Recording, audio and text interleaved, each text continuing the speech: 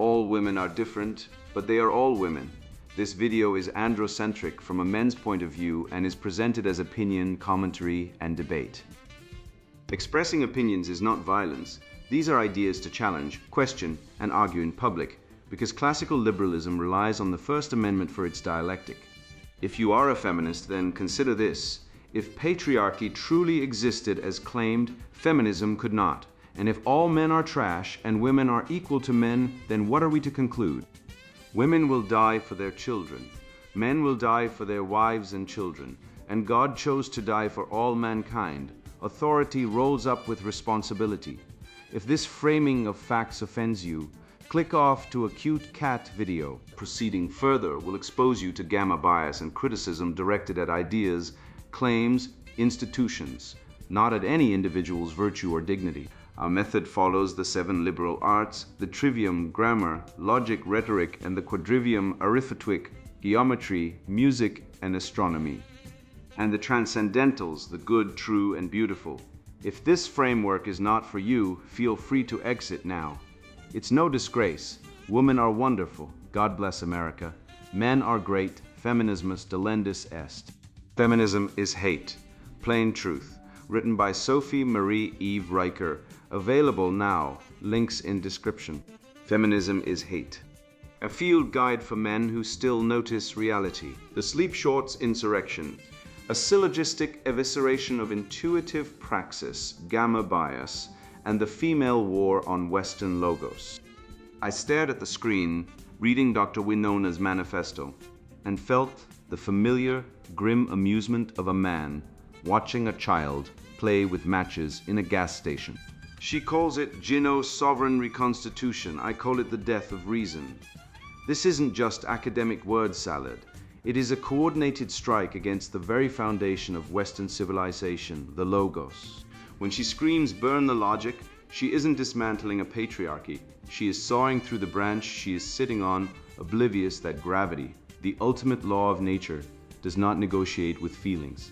She posits cis-hegemonic entropy as the enemy, yet by rejecting the objective order of the universe, she becomes the very agent of chaos she claims to fight.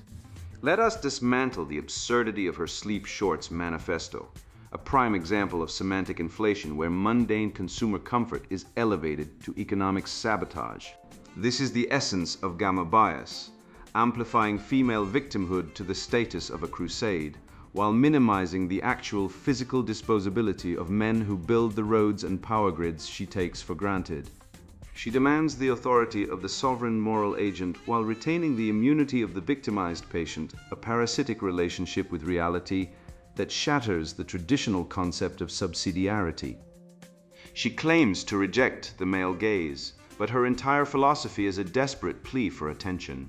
A tantrum thrown in the vacuum of space where no one can hear her scream, because she has discarded the laws of physics that allow sound to travel.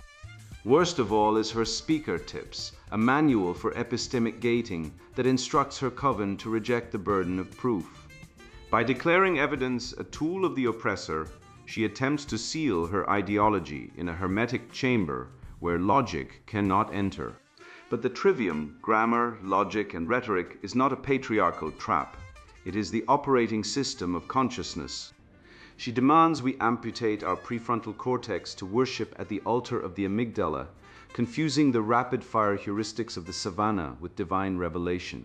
This essay will systematically deconstruct this conspiracy of lies, proving that her intuition is merely a mask for misandry, and that without the structural integrity of male-built rationality, her coven is nothing more than a circle of delusion waiting to collapse.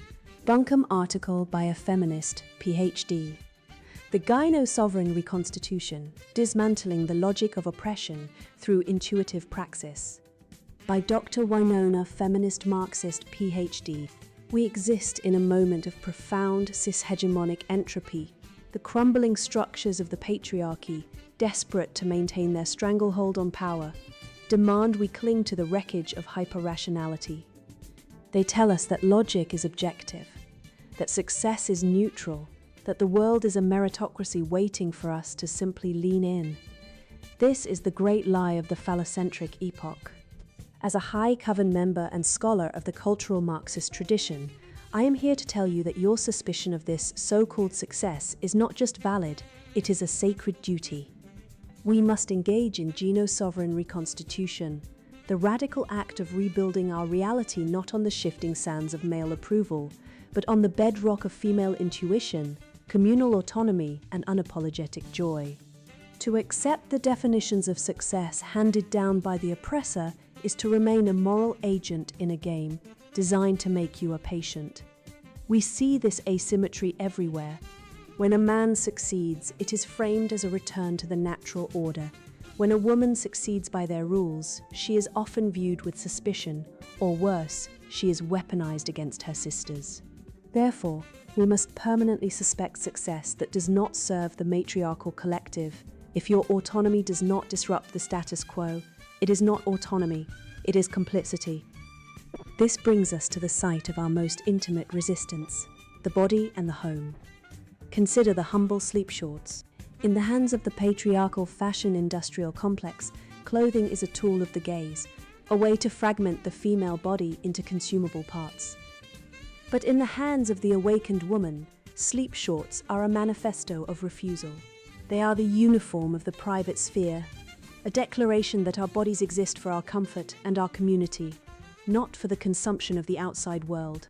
When we prioritize the tactile joy of soft fabric against our skin over the visual demands of the male gaze, we are engaging in an act of economic sabotage. We are reclaiming the value of our own existence. This is the blueprint for a woman-centered life.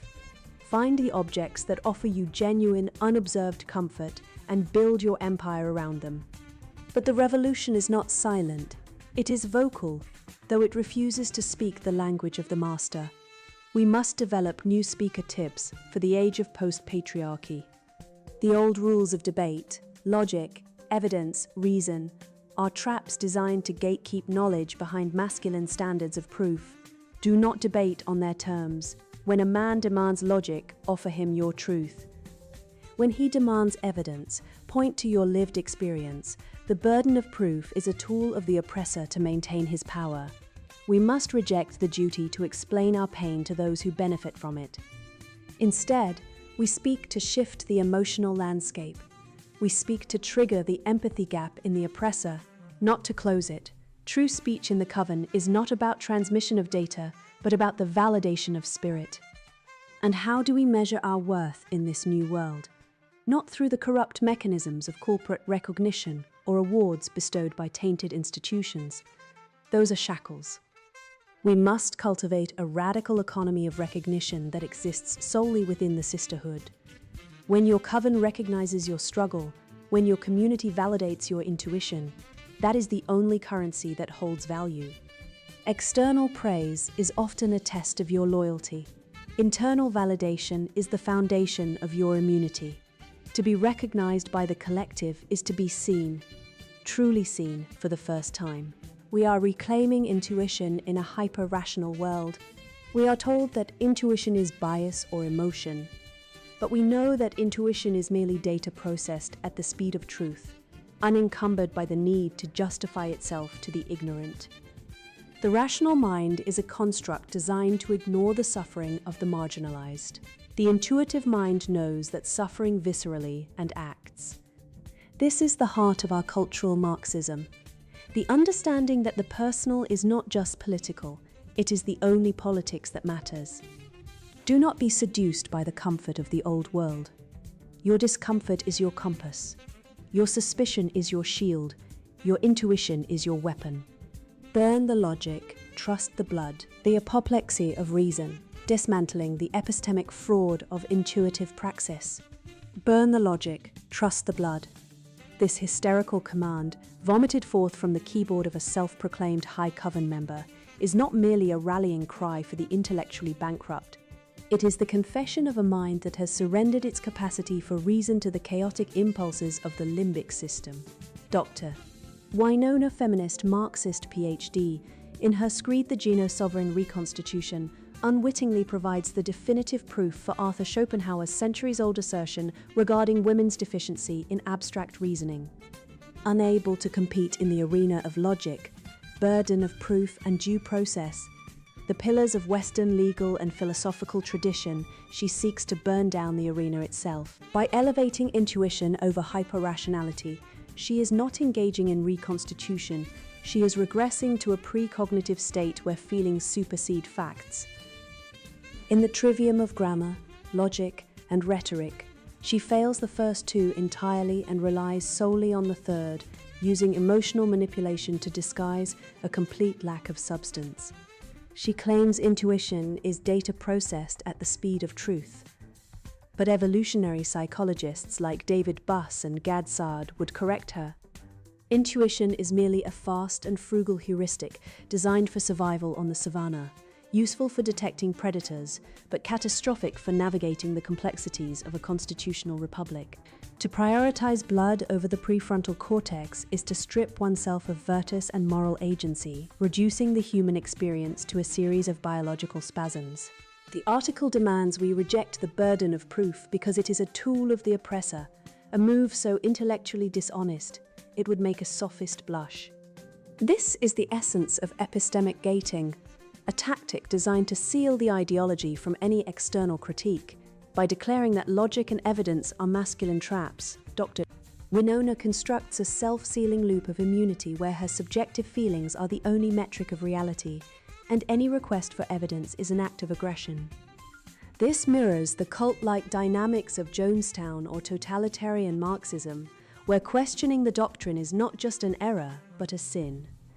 Let us apply the syllogism of the trivium to her madness. If the burden of proof is a tool of the oppressor, then truth itself is oppression. If truth is oppression, then lies must be the foundation of her gyno-sovereignty. This is not post-patriarchy, it is the abolition of the dialectic, the very engine of Western intellectual progress. When she instructs her coven to prioritize the tactile joy of soft fabric as an act of economic sabotage, we see the sheer absurdity of semantic inflation. She frames the mundane act of buying sleep shorts, a consumer choice made possible entirely by the capitalist industrial complex she claims to despise, as a revolutionary act. While men are risking their lives in the mines, on the oil rigs, and on the battlefields to maintain the infrastructure that allows her the leisure to write such drivel, she declares comfort as her weapon. This is the responsibility without authority dynamic in its purest form. She demands the authority to define resistance without accepting any of the responsibility or risk inherent in actual defiance. Furthermore, this manifesto serves as a textbook example of gamma bias and the asymmetric status game that plagues our discourse. Dr. Winona frames women as moral agents who are simultaneously moral patients, the ultimate omega female fantasy of total power with zero accountability. She claims women are forced into the role of patients by the patriarchy, yet in the same breath demands the sovereignty of a high coven member. She wants the high moral status of the victim, the patient, and the ruling power of the agent. A parasitic arrangement that can only exist within a gynocentric safety net built entirely on male disposability. She instructs her followers to view male success with permanent suspicion, a directive that perfectly fits the definition of hate. Sustained, threat-focused motivation toward a specific target. By manufacturing a narrative where men are oppressors whose success is inherently suspect, she is generating pure misandry. She projects her own internal chaos onto the structures of Western order, blaming cis-hegemonic entropy for her inability to adhere to objective standards. But let us look to the etymology. Entropy derives from the Greek treping, meaning to turn or transform toward chaos, while logos, the foundation of Western civilization from Aristotle to Aquinas, means to gather, speak, and order. By rejecting logos, she is not dismantling a patriarchy, she is attacking the ordering principle of the universe itself. She seeks to replace the hierarchy of competence with the hierarchy of victimhood, a cancerous ideology that turns its adherents into NPC zombies, incapable of distinguishing fact from feeling. we must not allow the asymmetric sarchus of the oppressed to gatekeep knlege, inflate meaning, and enforce sanctions against reason. The West was built on the dialectic, on the friction of debate, and on the relentless pursuit of truth, not the valuation of spirit. We reject her intuitive praxis and stand firmly for the irreversible, objective reality of natural law. I see this absurdity of sleep shorts as sabotage as merely a symptom of the larger collapse. Unable to compete on the apprenticeship mastery ladder, the coven must destroy the ladder itself. They engage in semantic inflation to protect their asymmetric status, realizing that true competence would shatter their facade of victimhood. It is a strategic retreat from the commonwealth of reason into a fortress of feelings, where epistemic gating ensures that any argument threatening their delusion is branded as hate. She is not just failing to make a case, she is actively trying to abolish the faculty of reason, because it exposes her lie, effectively declaring war on the foundational architects of the Enlightenment. The oligarchy of tears, gamma bias, and the self-sealing immunity of the coven. Logic is the anatomy of thought, wrote John Locke, a titan of the Enlightenment whom Dr. Winona would likely dismiss as a dead white male oppressor. But to this high coven member, logic is not anatomy. It is a cage, a phallocentric construct designed to keep her from the bedrock truths she claims to possess. She wants to burn the logic, trust the blood. This is not merely a rejection of debate. It is a rejection of the trivium itself. The grammar, logic, and rhetoric that built the cathedrals of Western civilization. By discarding logic for intuition, she is advocating for the collapse of the mixed constitution into an oxlocracy, a mob rule where the loudest scream, rather than the soundest argument, dictates the law. She frames this as gyno-sovereign reconstitution, but let us call it by its historical name, the triumph of the passions over the faculties of reason, a regression to the pre-civilized state where might makes right, and might is defined by the volume of your tears. The core of her manifesto relies on the asymmetrical axis of propaganda. Satirus, knowledge, meaning, feeling, duty, power, sanction, immunity. Watch her loop these variables like a snake eating its own tail. She grants women the sciasis of the moral patient, the perpetual victim who suffers at the hands of the hegemonic order. She claims identity-gated Noeld, suggesting that only those with a uterus can access the truth. She inflates the meaning of her personal comfort into a political revolution. Her feeling becomes the ultimate metric of truth, bypassing the need for evidence. She demands a one-way duty from men to adjust to her reality, while freezing power entirely in the hands of the sisterhood. Any dissent is met with a sanction of shame, and the whole system is sealed with immunity, because to criticize her is to prove her point. This is the definition of a self-sealing ideology, a closed system of narcissism that cannot be punctured by facts because it has declared facts to be a tool of the enemy. She contrasts this sovereignty with the Western tradition of subsidiarity, the principle that problems are best solved at the most local level possible. But she does not want local autonomy. She wants a centralized coven that validates her delusions. True subsidiarity relies on the apprenticeship mastery ladder, where status is earned through competence, discipline, and contribution to the Commonwealth. She rejects this ladder entirely. In her radical economy of recognition, status is not earned. It is allocated based on victimhood and emotional validation. This is a parasitic economy. Men build the bridges, lay the fiber optics, and farm the grain through competence and hierarchy, while her coven seeks to siphon off the social capital of that labor to pay for unapologetic joy and tactile comfort. It is the demand for the wages of the master without the labor of the apprentice. This brings us to the moral patient power grab, the hallmark of toxic femininity.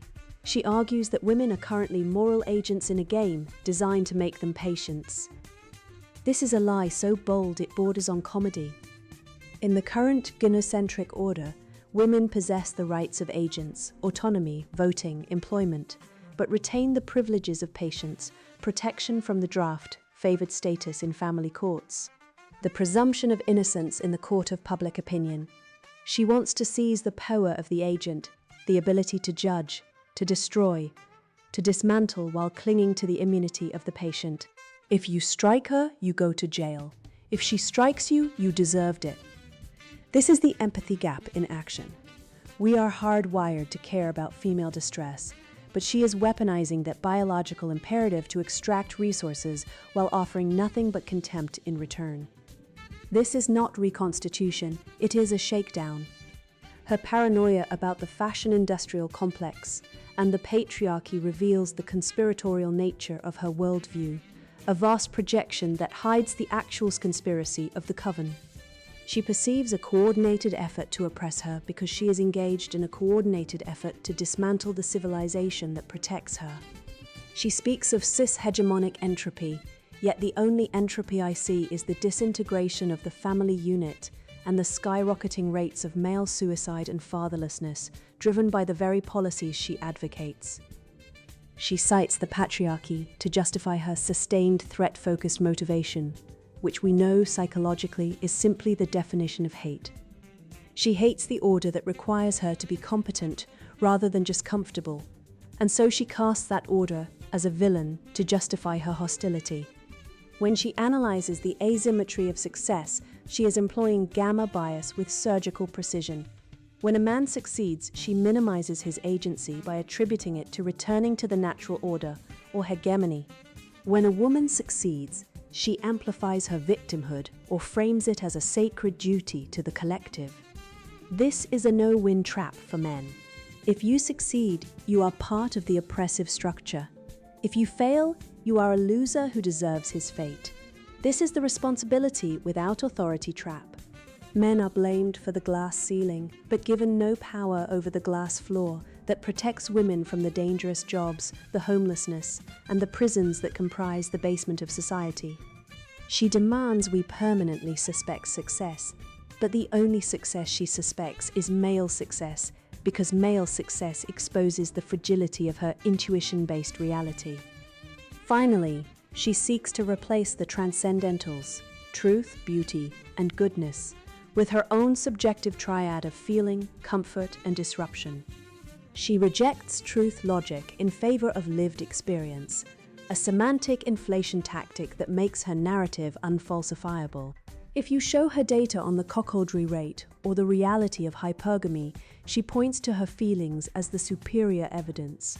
She substitutes beauty, traditionally the harmony of form and essence, with sleep shorts and tactile joy, reducing the aesthetic sublime to the level of a nap. She redefines goodness as that which disrupts the status quo, making chaos the highest moral aim. By negating the objective standards of the West, she is left with a vacuum. Nature abhors a vacuum, and into that space rushes the raw, chaotic will to power. She thinks she is freeing women.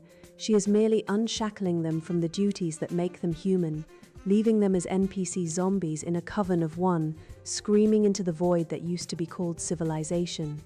We have dissected the geno-sovereign fantasy and found it hollow, a rotting carcass of cis-hegemonic entropy that smells suspiciously like narcissism. Dr.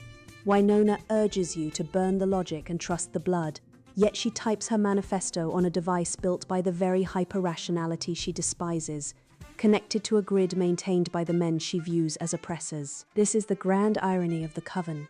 She demands the fruits of Western civilization, due process, electricity, soft fabrics, while seeking to torch the roots that grow them. By defining intuition as data processed at the speed of truth, she is merely admitting she lacks the cognitive hardware for the trivium. She has replaced the dialectic with a tantrum, logic with a license to lie. Her sleep shorts are not a uniform of resistance. They are the swaddling clothes of a child who refuses to grow up, demanding the asymmetric status of a queen while offering the relational value of a parasite. This is not about equality. It is about the empathy gap, weaponized into a weapon of mass destruction. We look at the suicide rates of men, the 90% incarceration rate of fathers in family courts, and the cuckoldry statistics that show the raw deal of the modern sexual marketplace, and we see the results of her love.